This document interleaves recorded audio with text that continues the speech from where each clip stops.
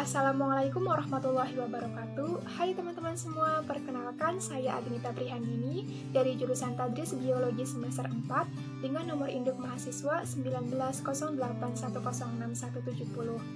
Dan melalui video kali ini saya akan membahas atau mereview salah satu materi dari mata kuliah zoologi vertebrata, yaitu yang mengenai variasi intrapopulasi. Nah, pertama-tama kita membahas definisinya terlebih dahulu. Seperti yang kita ketahui bahwa yang dimaksud dengan variasi itu adalah sebuah keberagaman, dan intra itu artinya di dalam, sedangkan populasi itu adalah suatu kumpulan dari beberapa individu yang satu spesies atau yang memiliki karakteristik dan ciri yang sama. Nah, dari beberapa definisi tersebut, kita dapat simpulkan bahwa yang dimaksud dengan variasi intrapopulasi itu adalah sebuah keanekaragaman yang dimiliki oleh suatu spesies di dalam suatu populasi. Nah, keanekaragamannya itu dapat berupa morfologi, kemudian genetik, ataupun tingkah lakunya. Kemudian, sebelum membahas lebih dalam mengenai variasi intrapopulasi tersebut, kita perlu mengetahui terlebih dahulu beberapa istilah atau terminologi yang sering dipergunakan di dalam pembahasan variasi intrapopulasi ini. Nah, istilah-istilah tersebut diantaranya yaitu yang pertama, ada yang dinamakan dengan penon atau pena. Nah, di mana penon atau pena ini berfungsi untuk menentukan suatu perbedaan bentuk atau ukuran fenotip yang terjadi di dalam satu populasi. Nah, karena ternyata di dalam satu populasi hewan itu, beberapa atau bahkan sebagian besarnya memiliki pena yang berbeda. Nah, kenapa bisa memiliki pena yang berbeda di dalam satu populasi? Hal tersebut bisa disebabkan oleh beberapa faktor. Di antaranya yaitu bisa karena seksual dimorfisme, kemudian bisa juga karena variasi umur atau variasi musiman. Nah, faktor-faktor tersebutlah yang dinamakan dengan variasi intrapopulasi yang menjadi pembahasan pada video kali ini yang nanti akan dibahas baik itu definisi maupun contoh-contohnya. Kemudian sekarang beralih ke istilah yang kedua, yaitu ada yang disebut dengan spesies siblings atau sibling spesies. Nah, jadi spesies siblings ini merupakan dua atau lebih spesies yang berbeda, tetapi mereka memiliki karakteristik yang sangat mirip, baik itu morfologi maupun tingkah lakunya. Namun, mereka tidak bisa melakukan reproduksi karena telah mengalami isolasi reproduksi. Itulah yang dimaksud dengan spesies siblings. Kemudian ada pula yang disebut dengan gen pool, di mana gen pool ini adalah kumpulan dari semua alel yang unik yang terdapat pada suatu spesies atau populasi. Dan istilah yang keempat yaitu dinamakan dengan ginandromorphis. Nah, jadi satu organisme dapat dikatakan sebagai ginandromorphis jika organisme tersebut memiliki dua karakter, yaitu karakter jantan dan karakter betina. Perlu diketahui juga apabila kita telah menemukan suatu spesimen atau organisme di dalam suatu lokasi, kemudian kita identifikasi hasil temuan kita itu, maka akan muncul 4 kemungkinan dari hasil identifikasi tersebut. Nah, kemungkinan yang pertama yaitu jika spesimen atau organisme yang kita temukan ternyata memiliki morfologi yang sama atau identik dan dapat melakukan reproduksi, maka dapat dinyatakan organisme tersebut termasuk ke dalam satu spesies. Kenapa? Karena memiliki fenon yang sama di dalam satu spesies. Kemudian, kemungkinan yang kedua yaitu apabila spesimen atau organisme yang kita temukan itu memiliki morfologi yang sama atau identik, tetapi tidak dapat melakukan reproduksi karena telah mengalami isolasi reproduksi, maka organisme tersebut termasuk ke dalam spesies siblings, seperti yang sudah dijelaskan sebelumnya. Kemudian, kemungkinan yang ketiga itu apabila organisme yang kita temukan itu ternyata memiliki morfologi yang berbeda, tetapi dapat melakukan reproduksi, dalam artian tidak mengalami isolasi reproduksi, maka dapat dinyatakan bahwa organisme tersebut mengalami variasi intrapopulasi. Nah, kenapa mengalami variasi intrapopulasi? Karena mereka memiliki fenon yang berbeda, dalam artian tadi morfologi yang berbeda di dalam satu spesies.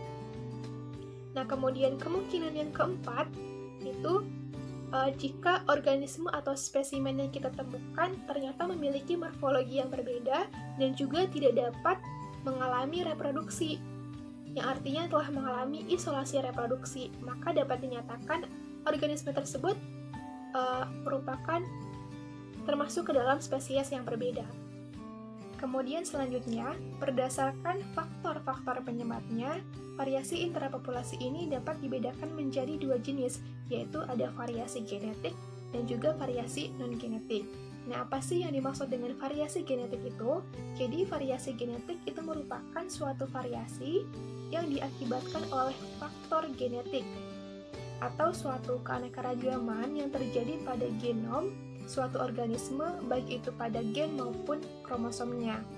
Nah, faktor-faktor genetik tersebut ada yang dapat meliputi beberapa macam, diantaranya yaitu ada yang dinamakan dengan dimorfisme seksual, kemudian yang kedua yaitu generasi yang berbeda secara reproduksi, yang di dalamnya meliputi strain seksual dan juga uniparental, dan yang ketiga yaitu ordinary genetic variation yang mencakup variasi kontinu atau variasi yang sifatnya berkelanjutan dan juga variasi diskontinu atau variasi yang tidak berkelanjutan.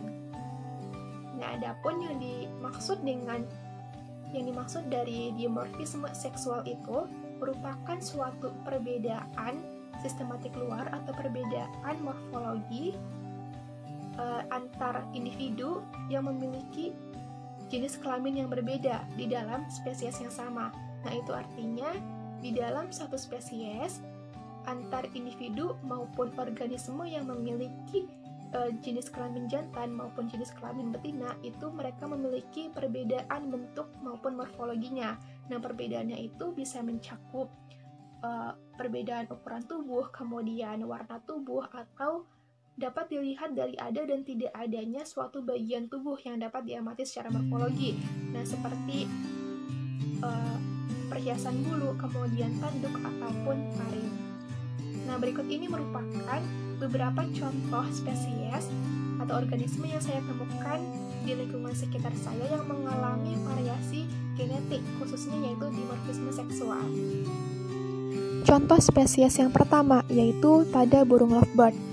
Nah, terjadi perbedaan ukuran antara burung yang berjenis kelamin jantan dan betina, di mana burung yang berjenis kelamin betina itu cenderung memiliki tubuh yang lebih besar dibandingkan dengan burung yang berjenis kelamin jantan.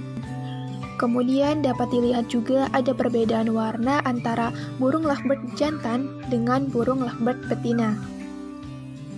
Adapun contoh spesies yang kedua, contohnya yaitu pada kucing. Nah, berbeda dengan burung lovebird tadi, untuk spesies kucing yang berkelamin jantan itu cenderung memiliki ukuran yang lebih besar dibandingkan dengan ukuran tubuh kucing yang berkelamin betina.